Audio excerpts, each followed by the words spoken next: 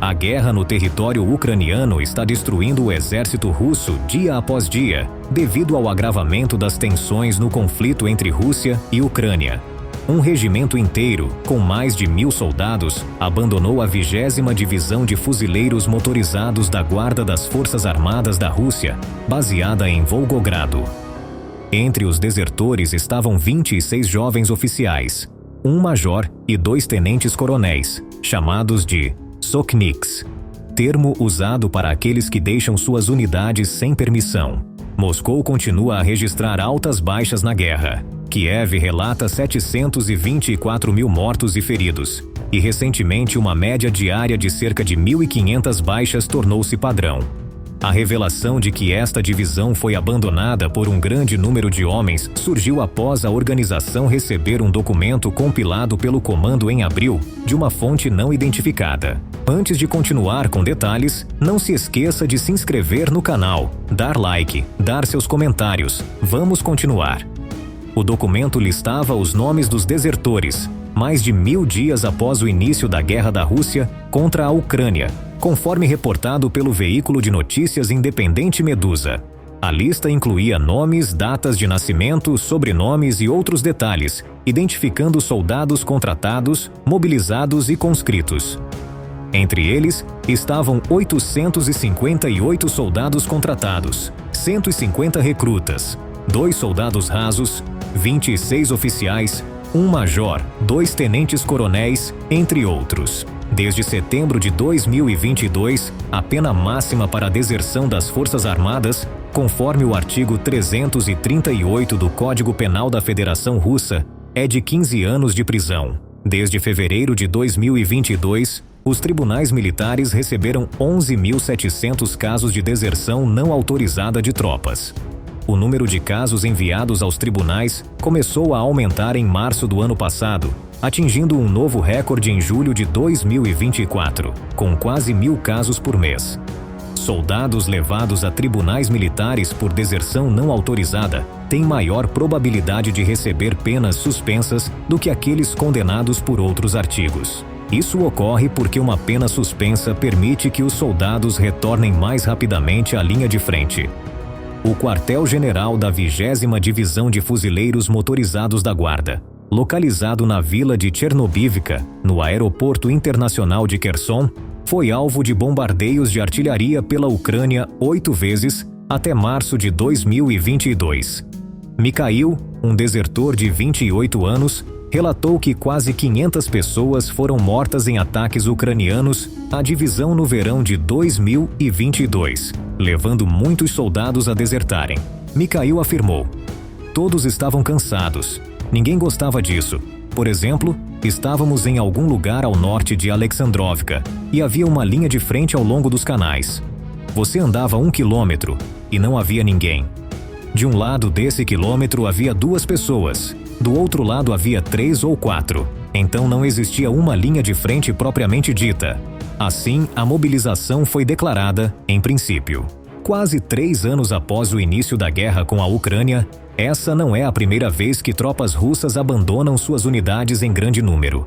O exército ucraniano já havia anunciado anteriormente que mais de 18.000 soldados russos, no Distrito Militar Sul, haviam abandonado seus postos, e a Rússia registrou um novo aumento nas deserções em julho. A Rússia começou a terceirizar seu comando militar, enviando mais de 10.000 tropas norte-coreanas para as linhas de frente no leste do país. Com o número de tropas diminuindo, a Rússia recorreu a uma medida interessante. Está recrutando ucranianos de territórios ocupados para lutar contra seu próprio país. A agência de notícias russa iStories fez a seguinte declaração sobre o assunto: "Jovens dos territórios ocupados da Ucrânia foram recrutados para o exército russo pela primeira vez." Autoridades dos territórios ocupados, bem como a agência estatal de notícias RIA Novosti Crimeia, relataram na semana passada um comício cerimonial realizado em Simferopol, na Crimeia, celebrando o alistamento de novos recrutas das regiões de Kherson e Zaporizhzhia, no sul da Ucrânia. Conforme o conflito entra em seu 1000º dia, a Rússia continua sofrendo grandes perdas às mãos das forças de Kiev e esgotando rapidamente a mão de obra necessária para sustentar a chamada Operação Militar Especial do país. O número reduzido de tropas forçou a Rússia a reforçar suas fileiras com incentivos financeiros, penalidades para evasão de alistamento e outros meios, como o recrutamento de exércitos estrangeiros.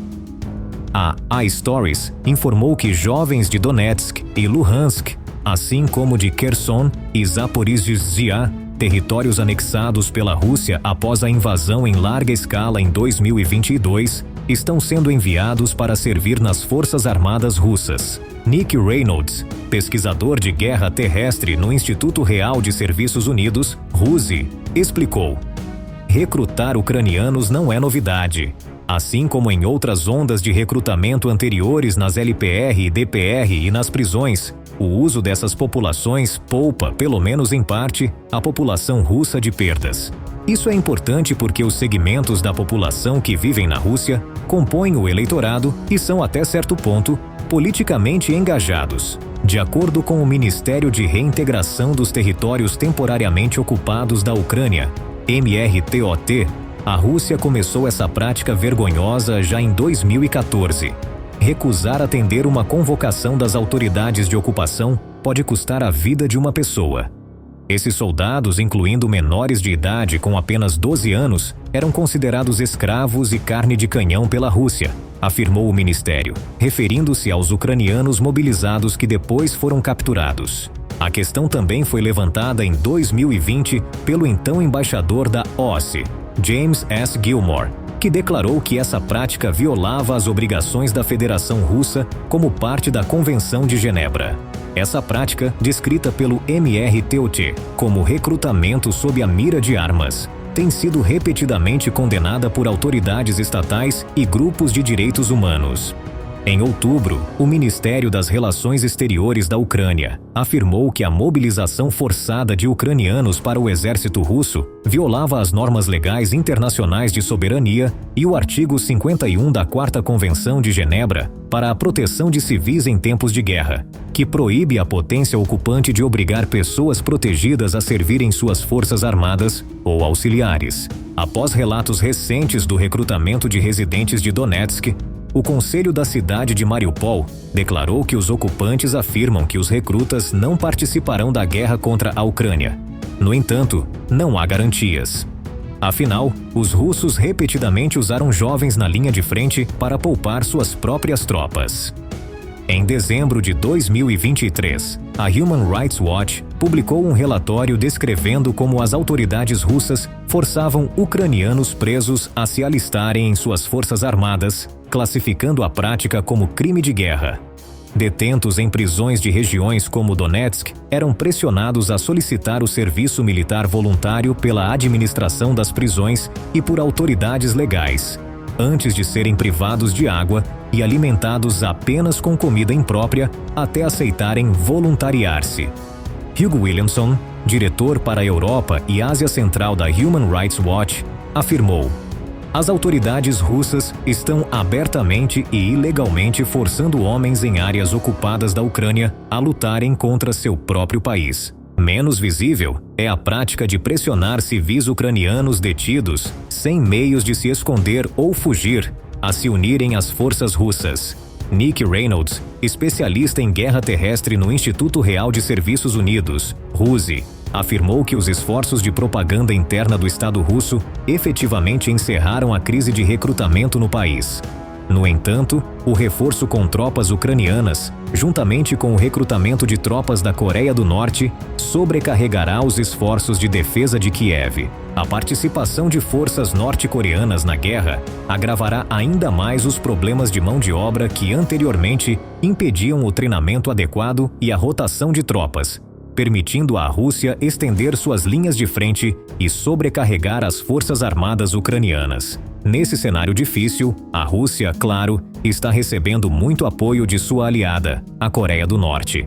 A Agência de Inteligência da Coreia do Sul afirma que a Coreia do Norte está enviando mais armas à Rússia, aprofundando o compromisso de Pyongyang com a invasão de Vladimir Putin à Ucrânia.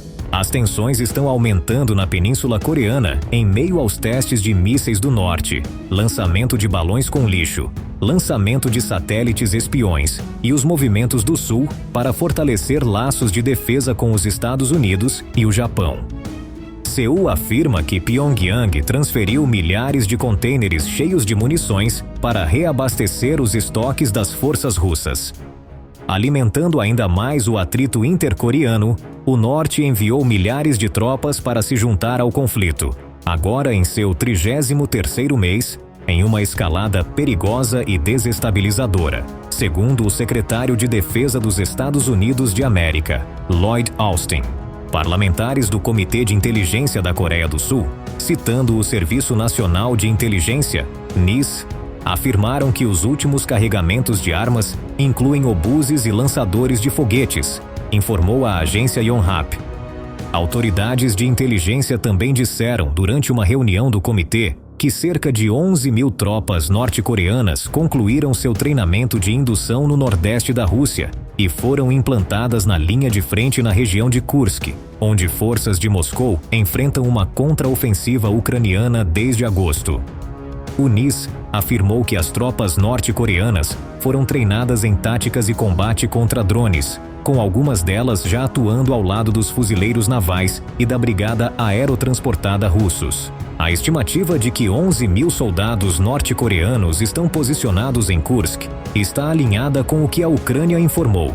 Dmitry Ponomarenko, principal enviado da Ucrânia em Seul, afirmou que esse número pode chegar a 15.000 em breve. Ele também disse que um número semelhante de tropas norte-coreanas pode ser enviado para a região de Donetsk, ocupada pela Rússia, na Ucrânia. A agência de inteligência também revelou que o principal diplomata da Coreia do Norte, Choi Sun-hoi, discutiu questões sensíveis com Putin durante sua visita à Rússia no início deste mês e que Kim Jong-un pode fazer o mesmo em uma visita futura. Autoridades da Coreia do Sul e dos Estados Unidos expressaram preocupação de que a Rússia possa fornecer ao regime de Kim tecnologia e expertise técnica para seus programas de armas nucleares e mísseis balísticos em troca de reforços, o que poderia levar a sanções das Nações Unidas. Yoon Yo-chol, embaixador da Coreia do Sul no Reino Unido, afirmou que Seul monitorará de perto o envolvimento do Norte no conflito e não ficará de braços cruzados. Ele disse que seu país enviou a Kiev um pacote de longo prazo no valor de mais de 2 bilhões de dólares, além de 400 milhões de dólares em geradores e outros equipamentos essenciais. O diplomata reiterou a posição do governo sul-coreano de que Seul seria o primeiro a considerar o fornecimento direto de armas às forças ucranianas, caso o norte ultrapassasse certos limites. Além da Coreia do Norte, Belarus também tem dado muito apoio à Rússia. Ativistas de direitos humanos relatam que Belarus, aliada do leste europeu da Rússia, prendeu centenas de pessoas por apoiarem a Ucrânia durante a guerra de Kiev contra Moscou. De acordo com um relatório do Centro de Direitos Humanos Viasna, pelo menos 1.671 bielorrussos foram detidos por tomarem posições contra a guerra ou expressarem solidariedade aos vizinhos do sul na Ucrânia. Pelo menos 200 desses detidos foram sentenciados a penas de 1 a 25 anos de prisão sob acusações de extremismo e conspiração contra o Estado, segundo o relatório. O relatório também alegou que pessoas foram torturadas, mantidas em condições desumanas e multadas. De acordo com o documento, algumas foram submetidas a tratamento psiquiátrico forçado. Ihor Kizin, diplomata ucraniano que anteriormente serviu como embaixador de Kiev na Belarus, afirmou que pelo menos 12 ucranianos foram condenados na Belarus sob acusações de extremismo e supostas ligações com os serviços de segurança ucranianos. Os condenados receberam penas de prisão. Entre eles, estavam um estudante de 16 anos, um funcionário ucraniano e pessoas com parentes na Belarus, disse Kizin. Ativistas de direitos humanos afirmam que cerca de 1.300 prisioneiros políticos estão detidos na Belarus. Muitos desses prisioneiros são privados de cuidados médicos adequados e da possibilidade de contatar suas famílias. Enquanto isso, o presidente bielorrusso Alexander Lukashenko concedeu perdão a alguns prisioneiros políticos, indicando que está aberto ao diálogo com os Estados Unidos e a União Europeia, que impuseram sanções contra seu regime repressivo. O gabinete de Lukashenko informou no último dia que 32 prisioneiros políticos foram libertados, além dos 146 perdoados desde julho. Esses prisioneiros libertados tinham problemas de saúde, escreveram petições pedindo perdão e declararam arrependimento. A Belarus faz fronteira com a Ucrânia ao sul e com a Rússia ao leste. A Belarus e a Ucrânia compartilham laços culturais e históricos de longa data. Muitas pessoas que vivem no sul da Belarus têm parentes do outro lado da fronteira sul. No entanto, Lukashenko, que está no poder há mais de 30 anos, depende do apoio e encorajamento da Rússia. Ele permitiu que a Rússia utilizasse o território bielorrusso para invadir a Ucrânia em fevereiro de 2022 e autorizou Moscou a implantar algumas de suas armas nucleares táticas na Belarus. As autoridades bielorrussas intensificaram a repressão contra a oposição antes das eleições presidenciais em janeiro, quando Lukashenko é esperado para conquistar um 7º mandato. O Ministério do Interior da Belarus lançou exercícios de contra-terrorismo no dia anterior, sinalizando que o governo não tolerará protestos. Grandes protestos surgiram após as eleições controversas de Lukashenko em 2020. As autoridades responderam prendendo cerca de 65 mil pessoas. Enquanto a Rússia enfrenta várias dificuldades, a Ucrânia continua recebendo pacotes de ajuda de seus aliados. Oficiais do Pentágono afirmaram que algumas entregas de armas dos Estados Unidos para a Ucrânia podem ocorrer após o término do mandato do presidente Joe Biden em janeiro, e que levará tempo para que algumas capacidades militares cheguem ao país. Sabrina Singh, porta-voz adjunta do Pentágono, fez a seguinte declaração: "Como você sabe, alguns equipamentos e sistemas podem chegar à Ucrânia muito rapidamente, como vimos em alguns dias ou semanas. Às vezes, demora mais e pode levar meses." Singh observou que entregas de armas no âmbito da Iniciativa de Assistência à Segurança da Ucrânia, USAI, podem levar anos, e continuou: "Resumindo, alguns equipamentos estão chegando à Ucrânia de forma excepcionalmente rápida, mas outros levam mais tempo." Os Estados Unidos têm fundos restantes para 2 programas principais de apoio à defesa da Ucrânia, PDA, ou Autoridade Presidencial de Retirada, e USAI. O primeiro programa garante entregas mais rápidas ao permitir que armas sejam fornecidas a partir dos estoques existentes dos Estados Unidos de América. O segundo programa envolve a compra de armas da indústria, um processo que pode levar mais tempo. Em novembro, os Estados Unidos tinham cerca de 9 bilhões de dólares restantes para assistência militar à Ucrânia. Cerca de 7 bilhões desse total estão disponíveis pelo programa PDA, incluindo cerca de 4 bilhões de dólares aprovados pelo Congresso em abril e 3 bilhões de dólares adicionais fornecidos pelo Departamento de Defesa, após ajustes contábeis. Aproximadamente 3 bilhões de dólares estão disponíveis através do programa USAI. No dia 20 de novembro, os Estados Unidos anunciaram um pacote adicional de assistência à segurança para a Ucrânia, no valor de 275 milhões de dólares. Isso incluiu munições para sistemas de foguetes, projéteis de artilharia e armas antitanque. Autoridades do Pentágono confirmaram que o Departamento de Defesa está comprometido em alocar todos os fundos restantes da PDA autorizados pelo Congresso antes de 20 de janeiro, além de recursos adicionais disponibilizados devido a recálculos. O total exato dependerá de avaliações contínuas das necessidades de defesa da Ucrânia e da logística de entrega da ajuda. O secretário de Defesa dos Estados Unidos de América, Lloyd Austin, afirmou que algumas entregas de armas para a Ucrânia podem levar tempo. Durante uma visita à Itália em outubro, ele disse aos repórteres: "Nem tudo será entregue imediatamente. Por exemplo, coisas que estamos comprando agora podem chegar alguns meses depois." O secretário também destacou que alguns estoques dos Estados Unidos estão sendo reabastecidos antes de serem enviados para a Ucrânia, e continuou: "E novamente, isso não acontece instantaneamente. pode levar semanas ou, em alguns casos, vários meses. Austin ressaltou que o Pentágono apresentou um plano aos ucranianos e está confiante de que as entregas ocorrerão conforme o cronograma esperado. Ele acrescentou: se a próxima administração de Trump decidir interromper algumas das entregas restantes, poderá fazê-lo. Mas, nesse caso, terão que cancelar a assistência previamente autorizada pela administração Biden. O porta-voz do Pentágono, Major-General Pat Ryder, informou que, desde que o financiamento adicional foi aprovado pelo Congresso em abril até meados de outubro, os Estados Unidos entregaram 83% das munições comprometidas de seus estoques, 67% de outros compromissos críticos de defesa aérea e 60% das capacidades de artilharia e apoio aéreo próximo.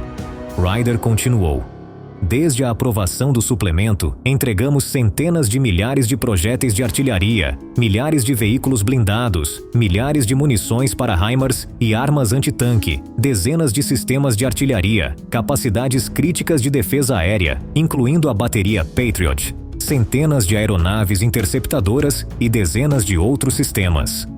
As entregas do Sistema Estratégico de Defesa Aérea que nos comprometemos a fornecer na cúpula da OTAN, juntamente com nossos aliados e parceiros, estão quase completas. Posteriormente, a Embaixada dos Estados Unidos de América em Kiev emitiu um alerta urgente de que a Rússia poderia lançar um ataque aéreo significativo, fechando a embaixada e instruindo a equipe a permanecer no local. Na Ucrânia, alertas de ataques aéreos são parte da rotina diária, e a capital é frequentemente alvo de ataques com drones e mísseis. No entanto, é raro a Embaixada dos Estados Unidos emitir um alerta tão específico ou fechar temporariamente. Pelo menos 2 embaixadas ocidentais anunciaram seu fechamento no dia seguinte ao alerta dos Estados Unidos de América. O aviso ocorreu um dia depois de o exército ucraniano usar mísseis balísticos fabricados nos Estados Unidos para atacar o território russo pela primeira vez, após receber autorização aguardada do presidente Biden. O Kremlin já havia alertado que tais ataques seriam considerados uma escalada. Em uma coletiva de imprensa no dia anterior, o ministro das Relações Exteriores da Rússia, Sergei Lavrov, declarou: consideraremos isso uma nova etapa qualitativa da guerra do Ocidente contra a Rússia e reagiremos de acordo. A Embaixada dos Estados Unidos informou que recebeu informações específicas sobre um possível ataque, mas não deu detalhes. Exortou os americanos a prestarem atenção especial aos avisos de ataques aéreos. As autoridades ucranianas alertaram sobre um possível ataque com mísseis balísticos por volta das 14 horas e pediram aos moradores de Kiev que procurassem abrigo. Enquanto os alertas se espalhavam e os moradores se refugiavam, a Agência de Inteligência Militar da Ucrânia emitiu uma declaração sugerindo que a Rússia estava tentando criar pânico espalhando rumores sobre a escala de um possível ataque. A Rússia lançou uma série de ataques mortais contra a Ucrânia nesta semana, incluindo uma ofensiva nacional que durou horas no domingo, matando pelo menos 9 pessoas. Mais tarde, naquele dia, 10 pessoas foram mortas em um ataque com foguetes a um prédio residencial na cidade de Sumy, perto da fronteira russa. Muitos outros ficaram feridos nos ataques. Durante a noite, os avisos de ataque aéreo alertaram sobre drones de ataque em grande parte do país. A Força Aérea Ucraniana informou ter destruído 56 drones antes do meio-dia. Uma explosão ocorreu pouco antes das 8 horas em Kiev, quando equipes de defesa aérea interceptaram um drone e os destroços em queda causaram um incêndio em um edifício residencial de vários andares, segundo autoridades ucranianas. Não houve informações imediatas sobre vítimas. Esses ataques com drones tornaram-se cada vez mais comuns nas últimas semanas. De acordo com dados coletados pela administração militar da cidade, a Rússia direcionou mais de 2.500 mísseis e drones à capital durante a Guerra dos 1000 Dias. Cerca de metade dos ataques ocorreu este ano. De acordo com as autoridades da cidade, houve cerca de 1.370 alertas em Kiev desde o início da guerra. No total, essas alertas duraram mais de 1.550 horas. Assim, se os moradores passassem todas as horas de cada alerta em um abrigo, teriam passado mais de 2 meses nesses locais. Quando soam os alertas de ataque aéreo, muitas pessoas buscam abrigo em metrôs, porões e instalações subterrâneas como estacionamentos. Mas quando mísseis balísticos que viajam a várias vezes a velocidade do som são disparados contra a capital, geralmente há pouco aviso. O tempo entre o lançamento e o impacto pode ser de poucos minutos. Muitos ataques russos em larga escala, como o de domingo contra a rede elétrica da Ucrânia, utilizam uma combinação de drones, aeronaves de cruzeiro e mísseis balísticos com o objetivo de enfraquecer as defesas aéreas ucranianas. Tanto Moscou quanto Kiev parecem estar intensificando seus ataques antes da posse do presidente eleito Donald J. Trump, em janeiro. Trump declarou que quer acabar rapidamente com a guerra na Ucrânia, mas não especificou como pretende fazer isso. Isso gerou especulações sobre se ele manterá o mesmo nível de forte apoio militar à Ucrânia que foi oferecido durante a administração Biden. O presidente ucraniano Volodymyr Zelensky afirmou que a única maneira de forçar Moscou a negociar a paz é demonstrar força e fortalecer a posição da Ucrânia no campo de batalha. Ele disse que, enquanto Europa, Estados Unidos e o povo ucraniano estiverem unidos, podem obrigar o presidente russo Vladimir Putin a aceitar uma paz justa e duradoura. Zelensky comentou que Putin é mais fraco que os Estados Unidos e acrescentou que Trump é muito mais forte que Putin. A decisão do presidente Biden de permitir que os estados ucranianos utilizassem mísseis balísticos fabricados nos Estados Unidos para atacar o interior da Rússia representou uma grande mudança na política dos Estados Unidos de América. Essa decisão foi tomada apenas 2 meses antes de Trump assumir a presidência. A Ucrânia vinha pedindo há meses permissão para usá-los, argumentando que precisava de capacidades de longo alcance para atingir a máquina de guerra russa. A arma, conhecida como Sistema Tático de Mísseis do Exército, ATACMS, pode alcançar a Rússia mais longe do que qualquer outro míssil ucraniano. No entanto, a Ucrânia também está desenvolvendo suas próprias armas de longo alcance. Zelensky afirmou na terça-feira que o país produzirá pelo menos 30 mil drones de longo alcance no próximo ano. O exército ucraniano informou que está utilizando drones para atacar instalações militares em várias regiões da Rússia, incluindo a região de Novgorod, perto da vila de Kotovo, a mais de 640 quilômetros da fronteira ucraniana. O Ministério da Defesa russo declarou ter abatido 44 drones ucranianos durante a noite, 20 deles sobre a região de Novgorod. Os moradores de Kiev continuaram inquietos, apesar do alerta da tarde sobre um possível ataque com mísseis balísticos. Olga Zasyadvov, de 28 anos, que vive em Kiev e já passou por vários bombardeios, disse que é natural que o constante senso de perigo cause ansiedade. Ela afirmou que estava nervosa, mas tentava controlar suas emoções, especialmente com os rumores de que um grande ataque era iminente. Olga Zasyadvov continuou: "Quando percebo que não sei quando isso vai acabar, aprendo a lidar com isso. Esta guerra que a Rússia insiste em travar prejudica a si mesma em primeiro lugar, todos os dias." Este vídeo chegou ao fim. Obrigado por assistir. O que você acha sobre isso? Conte-nos nos comentários. Não se esqueça de se inscrever em nosso canal e ativar as notificações para se manter informado sobre novos vídeos. Obrigado por nos acompanhar. Até breve.